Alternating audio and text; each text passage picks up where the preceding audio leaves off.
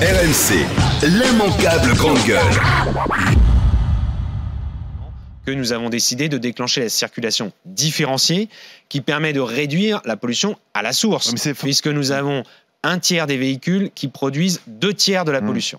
Sauf que ces véhicules, en général, leurs propriétaires ne sont pas les plus riches. 70% des véhicules qui ne peuvent pas circuler en région parisienne sont en Seine-Saint-Denis, le département le plus pauvre d'Île-de-France. La mesure écolo devient une mesure anti-pauvre?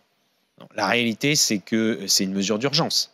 Oui, pour faire face à une situation de crise, je pense que la responsabilité de tout gouvernement, au niveau national, mais ce serait pareil à l'échelle locale. D'ailleurs, les élus locaux étaient demandeurs que nous prenions cette mesure et qu'ils soient à Paris ou en banlieue. Pas le président du département de Seine-et-Marne. Lui, il n'était pas. Lui, il dit ça pénalise. D'ailleurs, lui, il n'est pas directement concerné puisqu'il n'est qu'indirectement concerné. Ils vont à Paris. Oui, mais en revanche, je peux vous dire que des élus de Seine-Saint-Denis, par exemple, je vois le maire de Sevran et autres, ont salué cette mesure parce que ils savent que leur population est touchée par la pollution de l'air. Vous savez d'ailleurs que hier, le taux maximal, enfin lundi, constaté était à Rambouillet, c'est-à-dire aux franges de l'agglomération parisienne. Plutôt d'ailleurs dans ce qu'on appelle, on n'est même plus dans la grande banlieue, on est vraiment dans les communes périurbaines. Donc c'est une bonne mesure.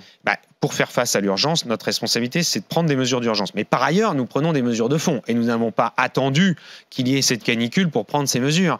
Quand, en 2017, nous avons décidé de mettre en œuvre, en 2018, ce qui a été fait, la prime à la conversion, c'est-à-dire la possibilité pour les Français d'être aidés dans le changement de voiture. C'est justement ces Français, avec ces voitures, que l'on a aidé. 300 000 dès l'année 2018 ont changé de voiture grâce à cette aide qui peut aller, je vous le rappelle, de 1 000 à 4 000 euros selon la situation de revenus des ménages. Et ce sont les plus vieilles voitures qui sont mises à la casse. Ce n'est pas simplement acheter des voitures plus récentes qui polluent moins, c'est mettre à la casse les plus vieilles voitures qui sont aussi les plus polluantes. Je rappelle...